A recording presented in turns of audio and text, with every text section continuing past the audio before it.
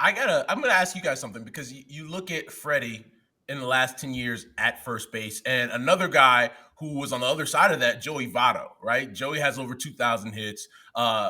And you look at what he was able to do and what he kind of represented in his time when he was in his prime. Another guy that already has an MVP award.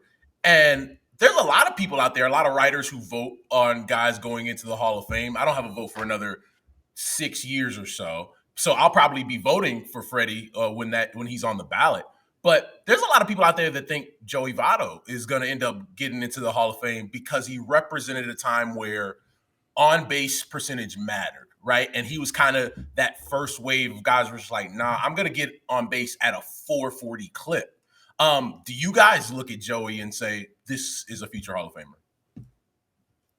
I think so. I'm not a huge walk guy, walk my way to the Hall of Fame. But like you said, Joey Votto was the guy that kind of started that revolution. So I think he'll get in. Again, he's got MVP. He's been on some good teams. He's never won yet. But the writers love him. They love him. And the new age writers really love Joey Votto.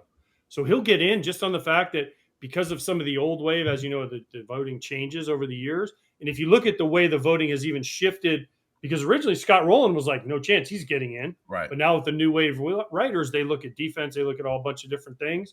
That's why there's so many different. And Andrew Jones, who has always thought is no way he'll get in, he's probably going to get in. So I think Joey Votto goes in probably, he'll probably retire before Freddie, so he'll go in before Freddie. But they're going to both definitely, in my opinion, be in. I think what is tough for Joey, as I look at it, has always been he's not going to have the quote-unquote counting stats that other guys are going to have. He's not going to be close to 3,000 like Freddie will be.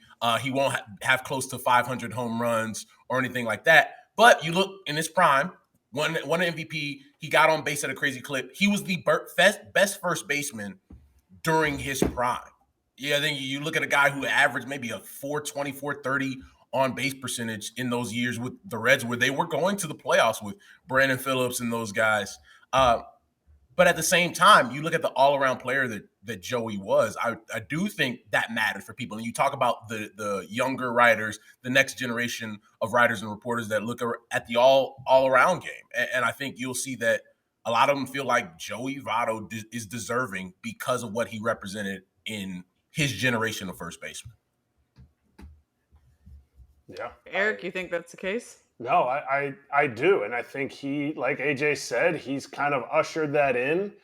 I think there's such similarities, and yet, everyone's going to go with, the WAR up until, a certain point with the base hits and all this stuff. I mean, Votto's got 345. I don't think he's 345 homers. I don't think he's a slam dunk Hall of Famer. I think he will be looked at in like it'll take can you be on the ballot for 10 years? And then 10 years. I think he'll be more like a 3 to 5 year range of being on the ballot and get voted in because of what he does. If he hangs around the Reds long enough, I think there's something to that, like, hey, you played with the same team, you were part of the rebuild, and then you went back to the playoffs again with this team. So I think there's some mystique. I don't know what that value is, but it gets you votes.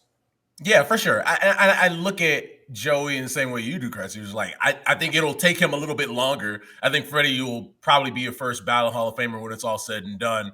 Votto will have to be a guy that generates momentum and then gets in, and that's fine. Like, if you end up in the Hall of Fame, you're in the Hall of Fame. Like, I don't really think anybody looks at it like, oh, he was a first ballot. Oh, it took him 10 tries. I'm in Cooperstown, and that's all that really matters. Why? Why though? Why does it matter? Why, Russ? Why? If you get in on your 10th time, why don't you get in on the first time? That's one thing about this process. The whole process is flawed for me as a player, but we could have a whole show on why it's wrong and why people that vote on it don't half the time know what they're talking about. But why? If you can't get on your first time, why do you used to get 15 years? Why do you have to build momentum? Your numbers don't change over that time. Yeah. Why? So this is a great conversation. It's one we could talk about for an hour on the voting process and who votes for who and why.